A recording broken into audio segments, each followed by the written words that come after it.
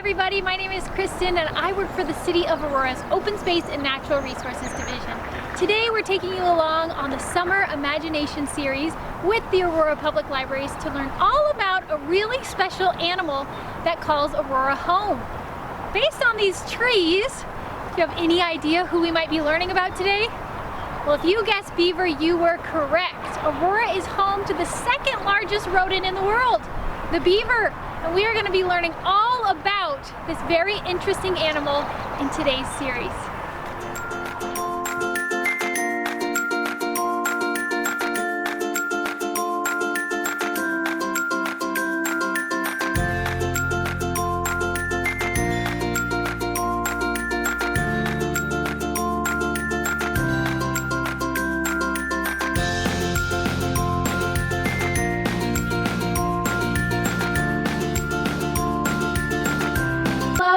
My name is Kristin and I am a naturalist with the City of Aurora's Open Space and Natural Resources Division.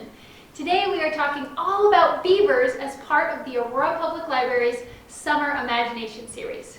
I wanted to show you some amazing things that beavers have in terms of their adaptations to survive here in Aurora. Beavers are one of the largest rodent. In fact, they are the largest rodent in North America. The second largest rodent, globally speaking, the first largest rodent is the capybara found in South America. Now, beavers are one of the most incredible ecological engineers. They transform the landscape with their dams and lodges, often creating brand new ponds and wetlands for other species like ducks and herons, and smaller species like fish and macroinvertebrates. Now, when we look at the beaver, it's actually quite a big animal. They can be up to 60 pounds, and they live over 20 years. That's a long time for a wildlife species. Now, if we take an even closer look at the beaver, we will see some really special adaptations. Let's look first at these, the teeth.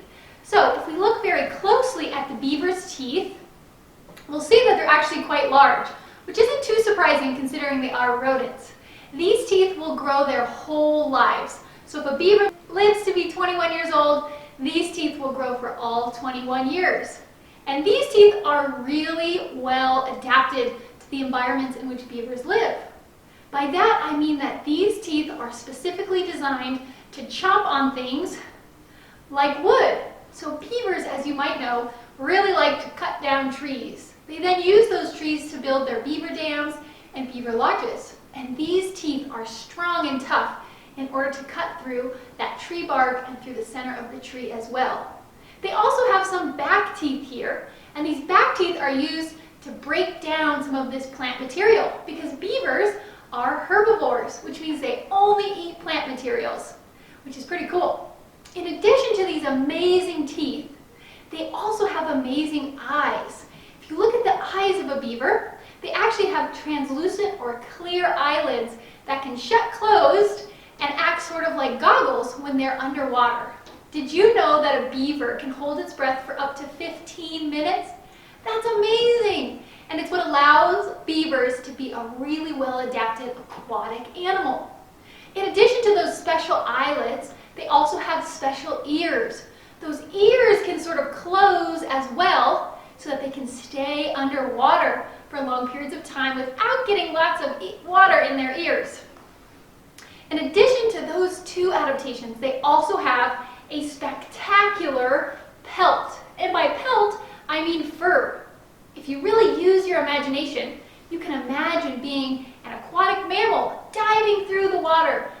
And with that imagination, you might have this specialized fur.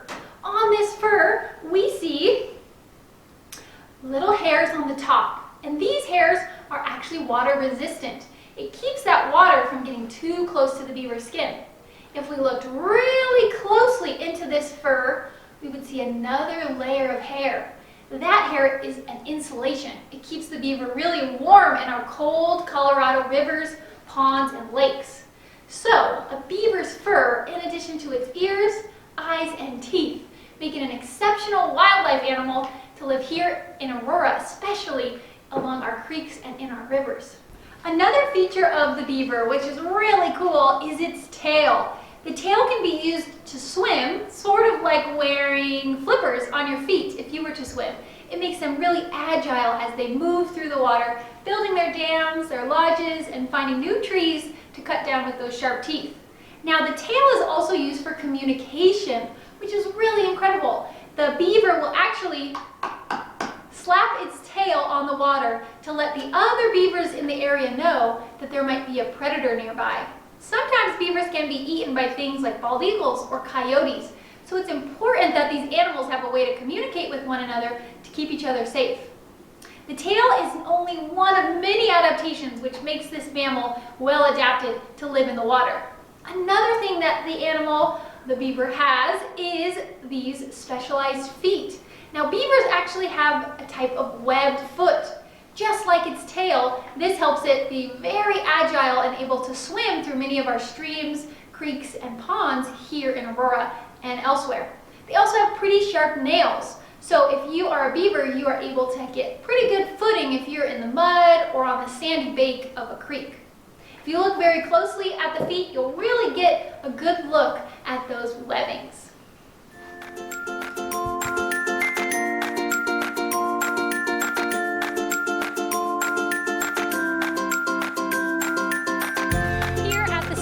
Ranch right in front of one of the beaver dams that is built in the Sand Creek. Just behind me you can see that the dam is made out of mud and sticks, plant materials, even rocks. And this dam will create a larger pond behind it where lots of birds, salamanders, turtles, frogs, all sorts of critters will eventually call home. The beavers are mostly nocturnal, so we don't see them during the day as much, but every once in a while you'll see them working really hard. Busy as a beaver, as they say, to build this dam to make sure it's strong and sturdy for the other animals that live in the pond and for themselves as well. Just upstream we also have the Beaver Lodge. The lodge is where the beavers actually live and stay when they're not busy working on the dam itself. Behind me is the Beavers Lodge here at the Starkey Ranch. You can see it's made out of a lot of sticks, mud, and other plant materials just like the dam would be made out of. And the lodge is a great place to provide protection for the beavers from predators. So coyotes, bald eagles would be two of the big predators that these beavers would be sort of protecting themselves from in that lodge. It also provides them with warmth. It does get quite cold here in Colorado, so the lodge is a good place for them to be if they want to stay nice, toasty, and warm. Usually a family unit will live in that lodge, so you'll have the parent beavers, sort of the yearlings or the beavers that are 1 or 2 years old, and then the new baby kits who are very cute and very small. Did you know that when beavers are born, they have really good sense of smell, hearing. They also have a waterproof coat and have sharp teeth when they're born as well. And that is all happening in the lodge right behind us. As we've learned about, beaver have really sharp teeth, and those sharp teeth are used to chomp on these pieces of wood or these trees. You can see on this tree that the beavers had started to gnaw away with those sharp teeth. But the city of Aurora does have some mitigation plans in place because we don't want all of our trees to be chomped down by the beavers. So these trees have been protected with this wire that is placed around the trees to prevent the beavers from chewing on them anymore. It allows our trees to grow really big and to get much older. Having really old, healthy trees in our ecosystem is equally as important as having our beavers here. So sometimes you might see trees wrapped with some of this wire, and that is likely a City of Aurora project to prevent the beavers from using those sharp teeth to cut down all of the trees.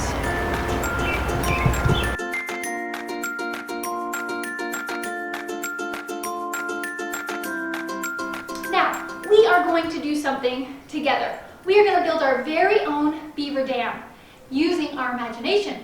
Now, this is something you can do at home. You're going to need just a couple supplies.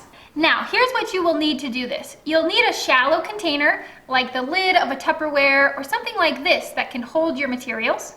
You'll also need some mud, or Play-Doh can work really well as a substitute for mud.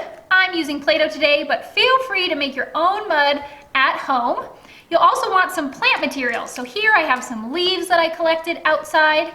And then of course we need wood. To make a beaver dam, certainly we need lots of logs, twigs, or other branches. I think rocks are a great addition to our beaver dam, and then of course other plant materials. And once you've gathered all of these things, you'll also want to get some water because of course our dam is going to work on stopping water from making its way downstream. So let's work on this together. The first thing we're going to do in order to build our beaver dam is use a little mud. Now most people think that beavers only use sticks and logs to build their beaver dams, but in fact they use all sorts of materials that are found in nature. So mud is a really great addition. And usually beaver dams go across a stream. So imagine this is our stream and we are going to be putting our beaver dam all the way across this imaginary stream. All right, so now that we have a good base of mud, we are going to want to add our sticks. And sticks can come in all sorts of sizes. And we are going to start pushing our logs or twigs or sticks into our beaver dam. You might want to break them apart. That is totally fine. Our beavers use those sharp, well-adapted beaver teeth to break down logs into different pieces so that their dams are perfectly capable of stopping water from moving through. So now that I've got some sticks here, I'm also going to add some rocks. Now rocks are something we find in most of our streams and creeks and rivers, so they are also a great adaptation, or a great addition I should say, to our beaver dam. Now plant materials is another thing I would like to add, and I'm actually going to use my mud to help secure some of these leaves onto our beaver dam. Now you might have also heard that beavers make lodges, and that is true. Most beaver families have both a lodge and a dam.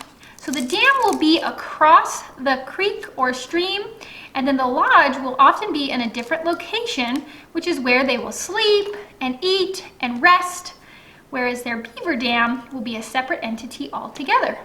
So you can also use this activity to build both a beaver dam and a separate beaver lodge.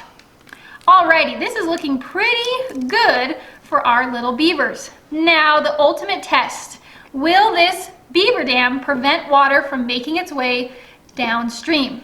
Let's go ahead and see what happens. So I'm going to take some water and pour that in. And sure enough, this is still dry. There's no water there. Our beaver dam, using our mud, rocks, sticks, and other plant materials, has done a great job at preventing our water from making its way downstream. Now you can imagine if you are a small duck or fish, that this would be a nice place to hang out. This is a great place for other aquatic animals or animals that need water to come and get it. So beavers are known as ecological engineers because they create new habitats and new areas for other wildlife to enjoy. Let's test it one more time. And still, even with extra water, our beaver dam is preventing our water from making its way downstream just as it was intended. If you end up making your own at-home beaver dam, I would love to see it. If you could post it in the comments of this video, that would be fantastic. And if you'd like to learn more about beavers, an amazing animal that lives here in Aurora, please feel free to stop by the Morrison Nature Center at Starkey Ranch. The Nature Center is open Wednesdays through Sundays, and the trails here at Starkey Ranch are open every day of the week from dawn until dusk. There are even beavers in the creek, so make sure to keep your eyes peeled if you take a walk down there. You can also learn a lot about beavers by loaning some of the books that the Aurora Public Library has on beavers. So feel free to visit your local library to check out a book and learn more about these incredible animals. I hope to see you soon, either at the Nature Center, the library, or on the trails. Thank you! The Morrison Nature Center is one of 3 nature centers across the city of Aurora. If you are interested in participating in a nature program or joining us for a summer camp, feel free to visit auroragov.org/nature for more information on program offerings and all sorts of fun information about the plants and animals that live here in Aurora.